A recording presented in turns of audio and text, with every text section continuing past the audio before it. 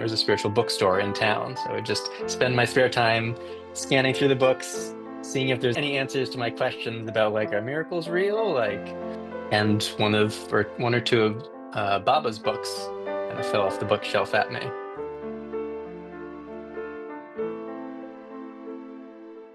Sairam, dear listeners, welcome to Sai SOUL 100.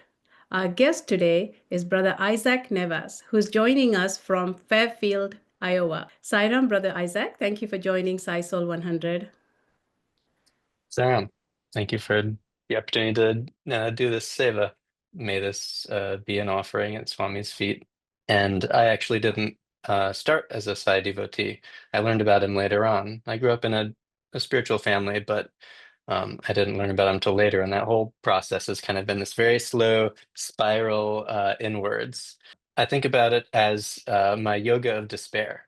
In the Bhagavad Gita, I think the first chapter, when translated, is the yoga of despair. It's Arjuna's despair that then led to the teachings. And when I was about 13 or so, I was in despair. I was very lonely and depressed. And I actually started reading a copy of the Bhagavad Gita at that time, looking for answers.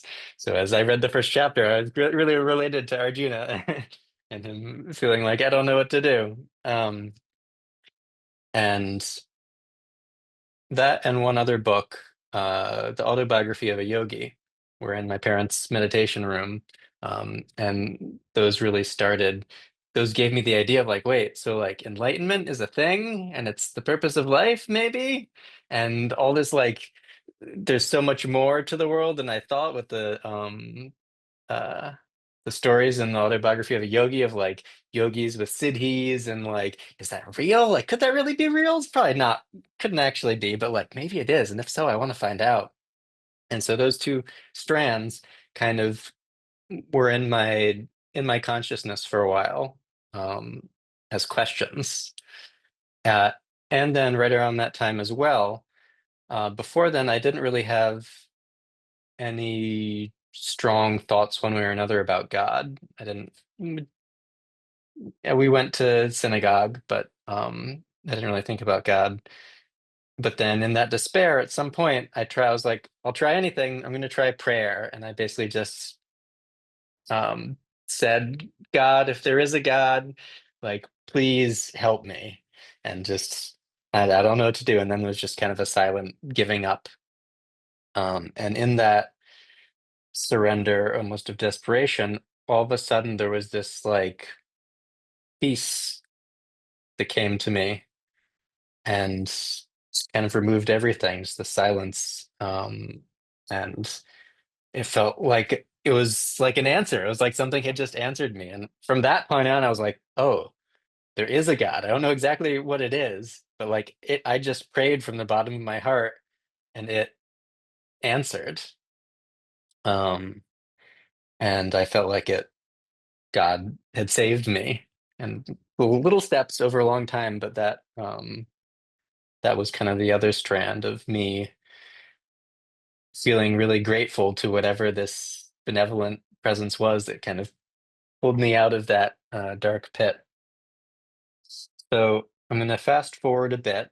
I spent a bunch of time getting more and more into spirituality. I went to the university that's here that has a kind of spiritual undercurrent to it.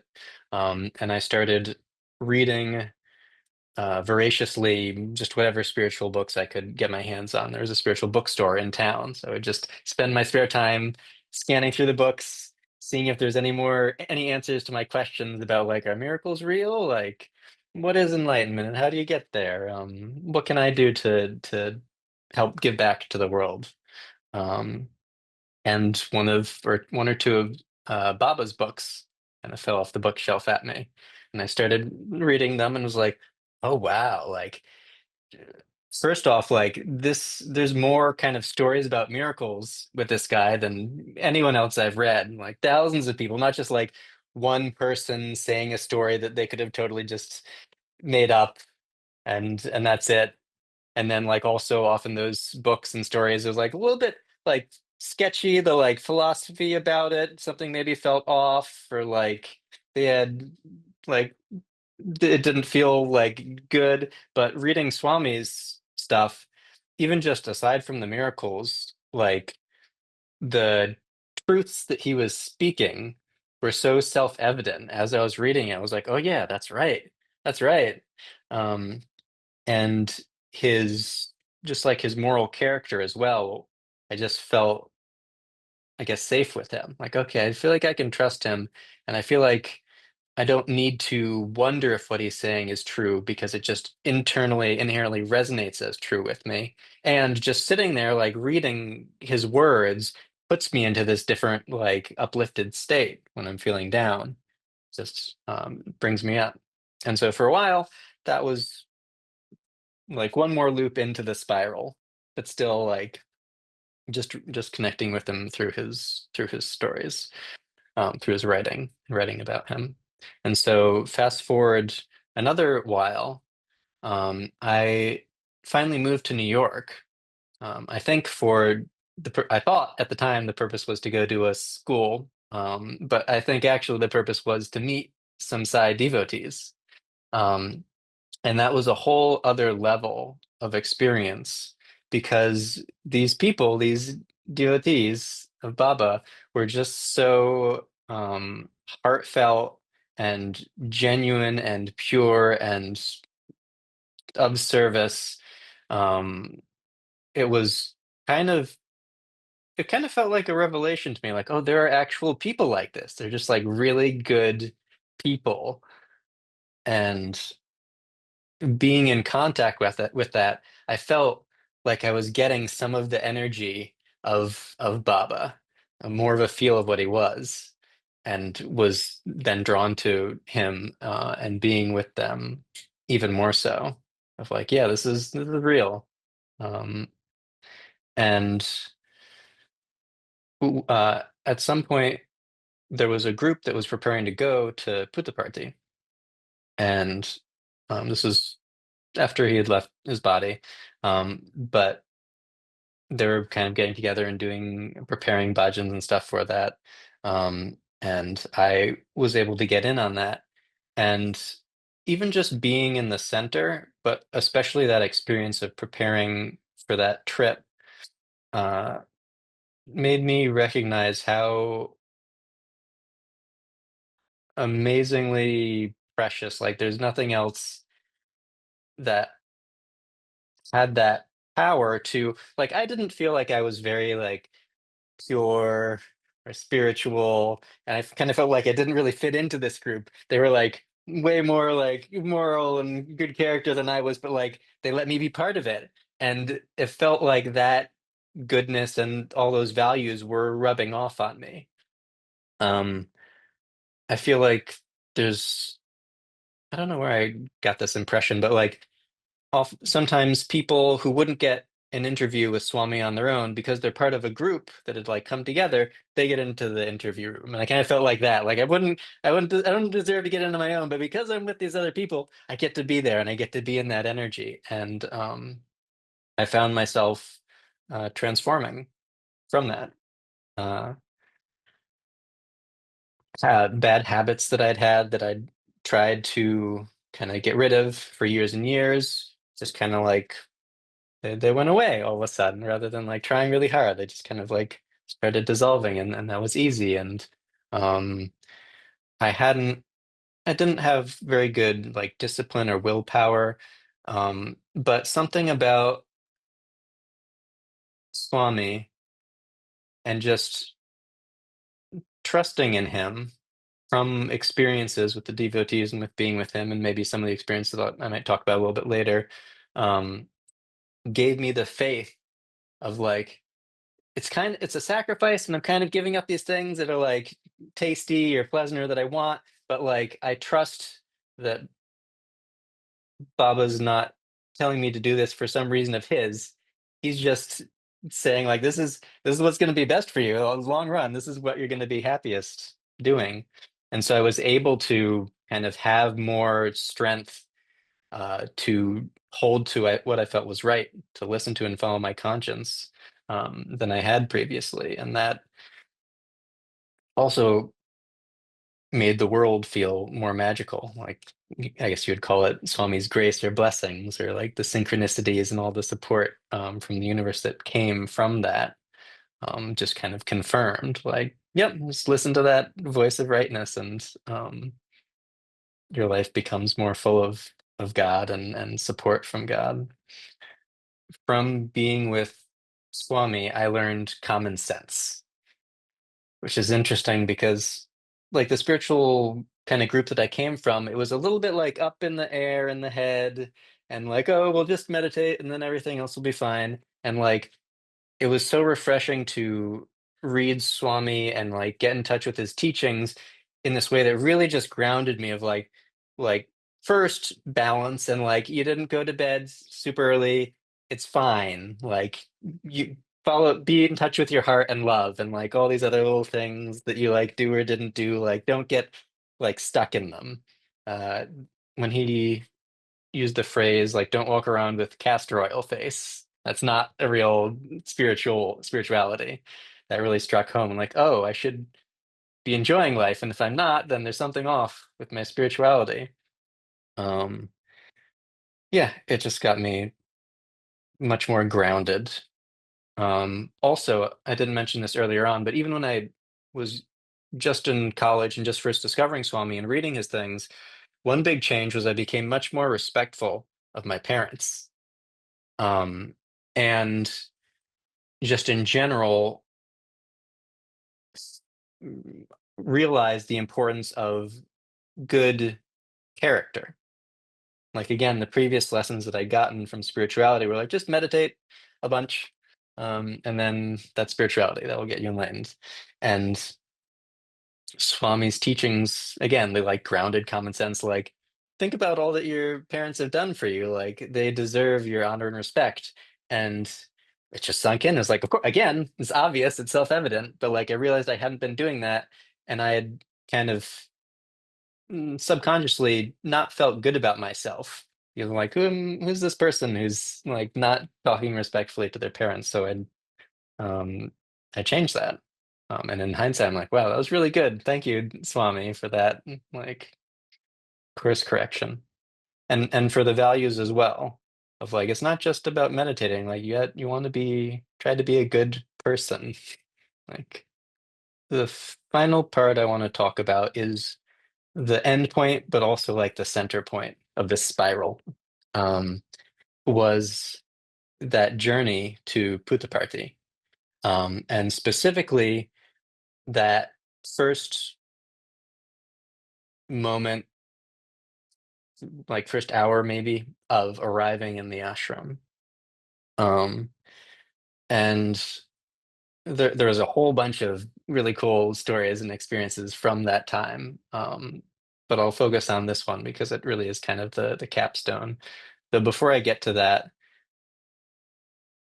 there's also this general thing that happened further on that was really maybe one of the benefits of not starting out knowing Swami, was sometime in that group, in the ashram, I asked one of the leaders, like, could I see like a materialization or some vibhuti or something? Like, is that possible? And he was like, let me go check. And I'm like, yeah, I can show you. And it just took me like back into some place, not kind of part of the official main circle, and I got to see this little shrine room with some vibhuti patches on it, and some places where people had put their hand on it to use the vibhuti, and that really, it felt kind of like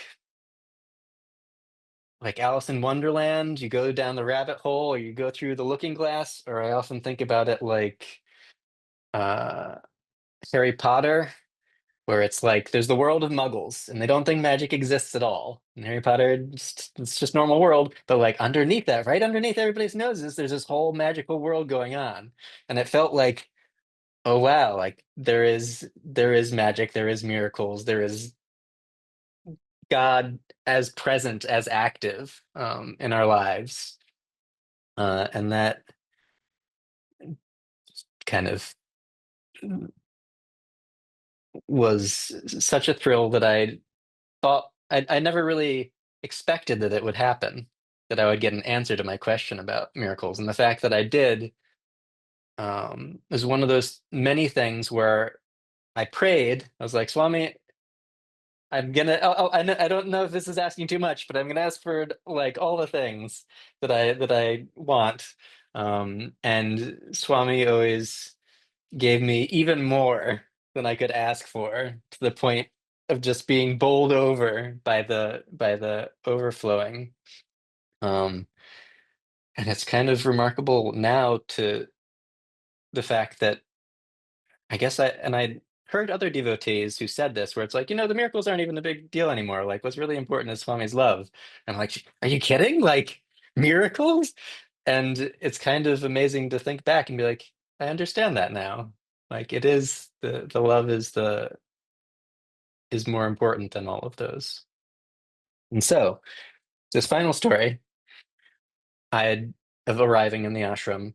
I'd gone many, like a day or so traveling, you know how it is getting to India.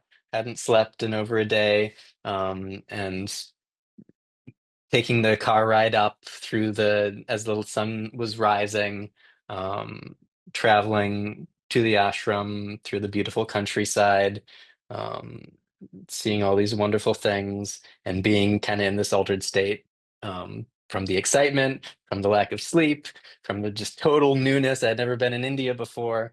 Um, and then getting into the ashram, I don't remember exactly what happened. I probably put my bag somewhere, but I went as soon as I could immediately to the darshan hall where the Mahasamadhi is, to try and catch the last bit of that. It was maybe somewhere around 10.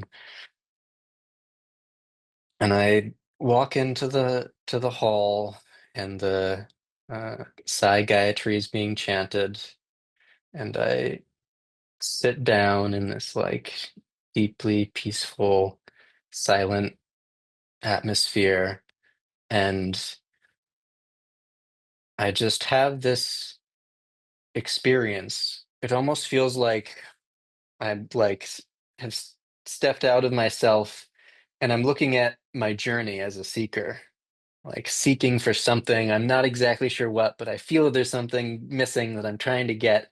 And that journey for all of my life, that I was a conscious seeker, and probably even before I was conscious of it, I was still looking for something. And beyond this life, like many lives, I've been seeking, and I've just it was this feeling of coming home, like my real home, my house where I was in, my family that I knew were just like teeny little bits, and this was the most the strongest experience of home that I had ever felt.